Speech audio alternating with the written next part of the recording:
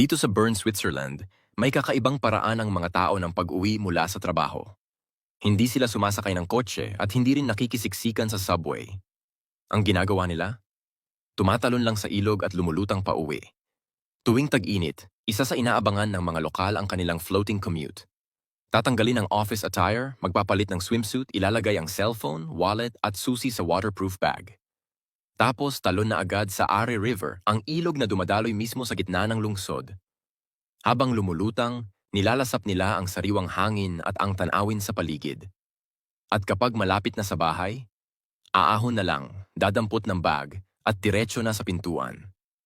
Parang isang tahimik, likas at masayang shortcut pa uwi. Ang Ari River ay isa sa pinakamahabang ilog sa buong Switzerland. Humigit kumulang 288 kilometers ang haba. At ang tubig? Sobrang linis. Walang takot ang mga tao na lumangoy dito. Mainam ang temperatura tuwing summer at kilala ito bilang isa sa pinakamagandang urban rivers sa buong mundo para sa swimming. May mga itinalagang entry at exit points pa sa mga pampang para mas madali at ligtas. Kaya kung mapapadpad ka sa Bern tuwing tag-init at may makita kang naka-swimsuit na biglang tumalon sa ilog na may bitbit na maliit na dry bag, huwag kang magulat. Baka pauwi na siya galing opisina.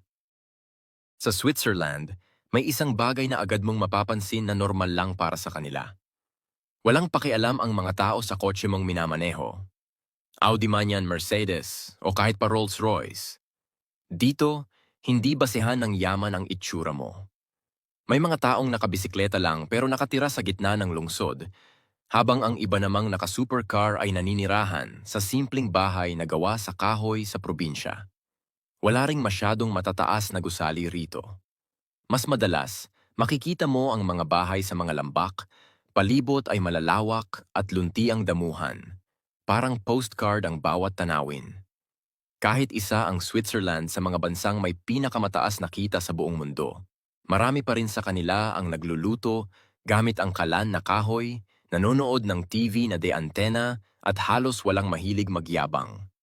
O sikat ang bansa sa mga mamahaling relo tulad ng Rolex at Tag Heuer, pero ang totoo, bihira itong isuot ng mga Swiss. Para sa mga dayuhan yon, hindi nila trip ang pa-show off. Hindi rin sila lulong sa social media. Bihira mong makita silang nakabaon ang muka sa cellphone. Wala rin silang pakialam kung anong kotse ang gamit ng kapitbahay. Tahimik ang buhay nila. Simple. May distansya. Parang nakatira sa isang mundo na hiwalay sa ingay at pagmamadali ng iba. Kaya mo ba yon? Ang manirahan sa isang lugar na sobrang payapa na minsan baka maramdaman mong halos walang nangyayari? Alam mo ba kung gaano kalinis sa Japan? Habang sa ibang bansa ang kanal ay ang tambakan ng basura. Pero sa Japan, may mga koi fish na lumalangoy sa mga kanal. Oo, isda, sa drainage canals. Walang street sweepers. Pero ang mga kalsada, makintab, walang kalat, walang amoy, at parang may invisible army na naglilinis araw-araw. Ang sikreto? Disiplina, ugali, at respeto sa paligid. Bata pa lang, tinuturuan na sila.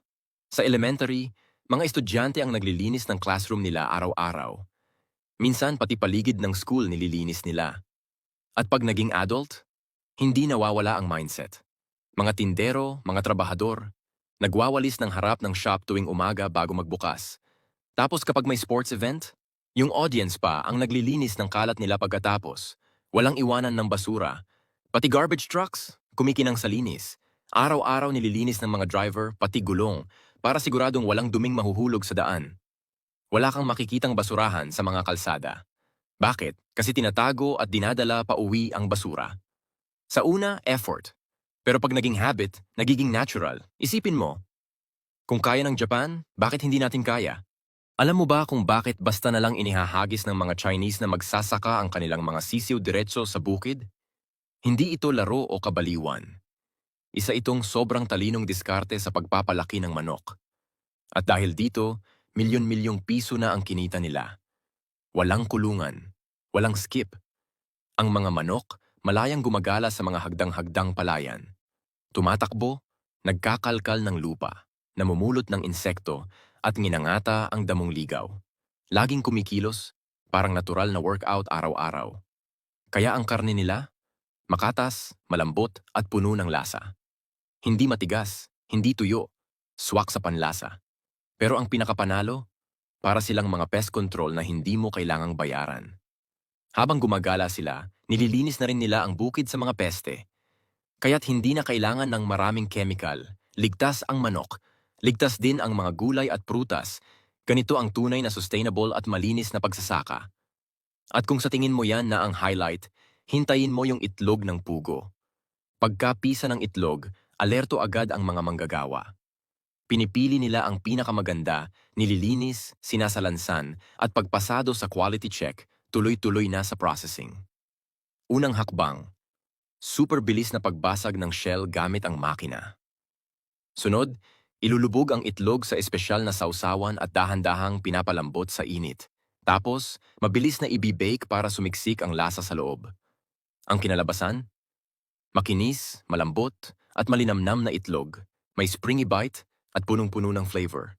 Huling step, vacuum sealed para presko, tapos padala na sa iba't ibang sulok ng mundo.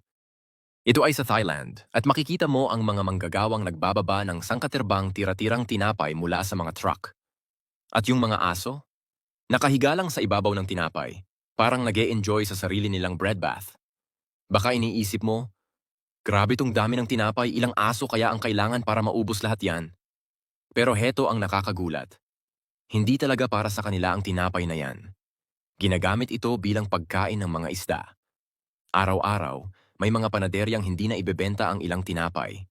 Yung medyo durog, sobrang luto, o simpleng sobra lang sa produksyon. At dahil ang tinapay ay mataas sa carbohydrates at madaling sumipsip ng tubig, mainam itong gawing high-energy fish food. Kaya't imbes na itapon, kinokolekta ito ng mga lokal na fish farms. Mas mura kaysa sa karaniwang fish feed at mas magaan pa sa kalikasan. Win-win. Nakakatipid ka na, nakatutulong ka pa sa kapaligiran. Para naman sa mga aso't pusa, hindi araw-araw ang tinapay sa kanila. Treat lang. Pampatakam pa minsan-minsan. At kapag busog na sila, tatambay lang, nakahilata sa malambot na tumpok ng tinapay, parang nasa sarili nilang langit na tinapay ang kama. Sa huli, hindi lang basta nabigyan ng panibagong gamit ang tinapay, kundi pati buhay ng hayop at kalikasan ay naiangat. Isang simpleng kwento ng pagkamalikhain, malasakit at sustainability. Amazing, di ba?